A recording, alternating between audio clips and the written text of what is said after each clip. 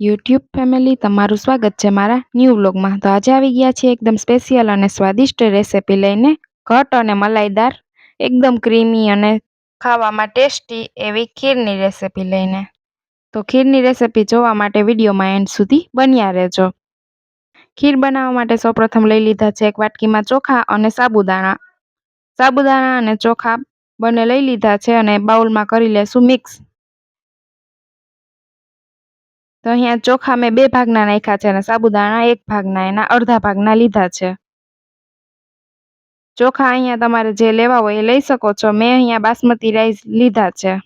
હવે ચોખા અને સાબુદાણાને બંનેને એકદમ સરસ ધોઈ લેશું અને પલળવા માટે મૂકી દેશું.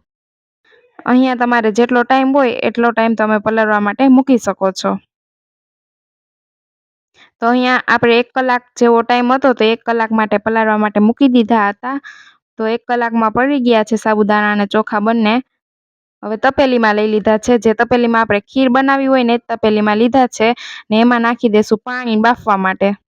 અહીંયા ચોખા અને સાબુદાણાને બાફી લેશું એકદમ સરસ. ત્યાં સુધીમાં લઈ લીધું છે જાયફળ. હવે જાયફળને છે ને ખાંડી લેશું. જાયફળનો ફ્લેવર છે ને ખીરમાં બેસ્ટ આવી જાય છે. તો અહીંયા જાયફળને મેં ખાંડી લીધું છે.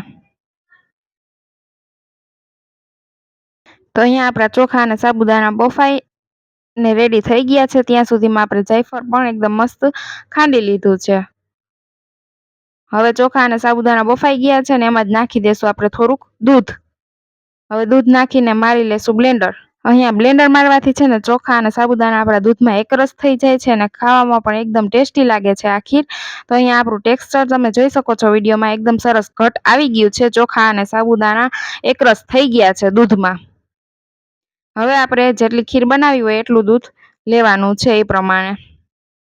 તો અહીંયા બ્લેન્ડર માર્યા બાદ મેં દૂધ એડ કરી દીધું છે અને સતત આપણે ગેસની ફ્લેમ ચાલુ કરી ને હલાવતા રહીશું. અને દૂધને એકદમ સરસ છે ને ઉકળવા દઈશું, વચ્ચે વચ્ચે ચમચો ફેરવતા રહીશું. તો અહીંયા આપણું ખીરનું ટેક્સચર એકદમ મસ્ત ઉકળી ગયું હતું. ત્યારબાદ જાયફળ એડ કરી દઈશું ફ્લેવર માટે. જાયફળ અહીંયા મેં પહેલાં જ એડ કરી દીધું છે જેથી આપણે ખીરમાં બેસ્ટ ફ્લેવર આવી જાય એટલે. તો અહીંયા ખીરને છે ને ગેસની સ્લો ફ્લેમે જ પાકવા દેવાની છે અને ચમચો ફેરવતા જ રહેવાનું છે જ્યાં સુધી આપણી ખીર જેટલું દૂધ નાખ્યું હતું ને અડધું ન થઈ જાય ને ત્યાં સુધી ને એકદમ સરસ ઘટ બની જાય ને ત્યાં સુધી. જેમ પકવશો ને એમ ખીરનો ટેસ્ટ વધુ આવશે, એકદમ સરસ ખાવામાં ટેસ્ટી લાગશે.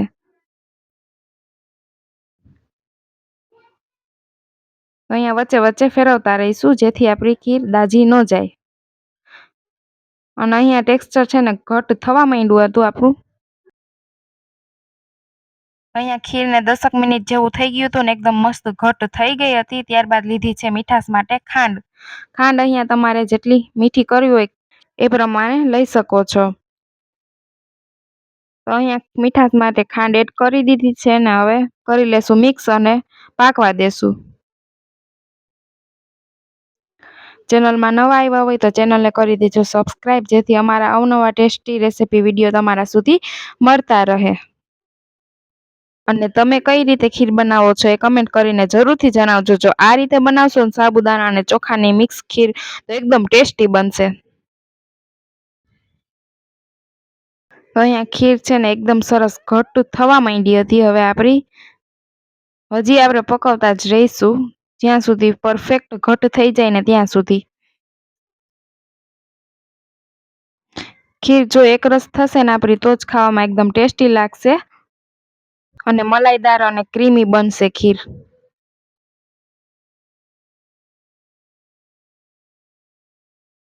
હવે પરફેક્ટ ઘટ અને ક્રીમી થવા માંડી છે આપણી ખીર. તો એમાં નાખી દઈશું સુધારેલા કાજુ અને બદામ.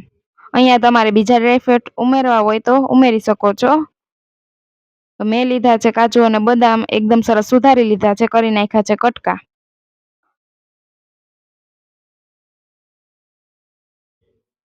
હવે તમે ખીરની થિકનેસ જોઈ શકો છો, એકદમ સરસ ઘટ આવી ગઈ છે ને કાજુ બદામ ઉમેરી ને કરી લેશું મિક્સ. તો અહીંયા આપણે ખીરમાંનું જે દૂધ નાખ્યું છે ને એ પણ વરાળ બનીને અડધું થઈ જાય ને તો સમજી લેવાનું કે આપણી ખીર પાકી ગઈ છે, પરફેક્ટ થઈ ગઈ છે. ને દૂધ પણ આપણે ફેટવાળું જ લેવાનું છે. જેમ બને એમ ફેટવાળું દૂધ હશે ને તમારે તો એકદમ ટેસ્ટી બનશે ખીર તમારી. તો તમને અમારી ખીરની રેસિપી કેવી લાગી ને કમેન્ટ કરીને જરૂરથી જણાવજો, અને આ રીતે એકવાર બનાવજો પછી કમેન્ટ કરજો. એકદમ ટેસ્ટી જ બનશે. સાબુદાણા અને ચોખાની મિક્સ ઘટ અને સ્વાદિષ્ટ ક્રીમી મલાઈદાર ખીરનો વિડીયો જો તમને ગમ્યો હોય તો વિડીયોને કરી દેજો લાઈક, કરી દેજો, શેર કરી દેજો, એટલે બીજા બહેનો પણ એકદમ સરળ રીતે બનાવી શકે આ રેસિપીને. અને ચેનલને કરી દેજો સબસ્ક્રાઈબ, જેથી અમારા અવનવા રેસિપી વિડીયો તમારા સુધી મળતા રહે. જો ટેસ્ટી ખીરની રેસિપી તમને ગમી હોય તો વિડીયોને કરી દેજો લાઈક, કરી દેજો શેર કરી દેજો, અને ચેનલને કરી દેજો subscribe. Like, share and subscribe. Thank you for watching video.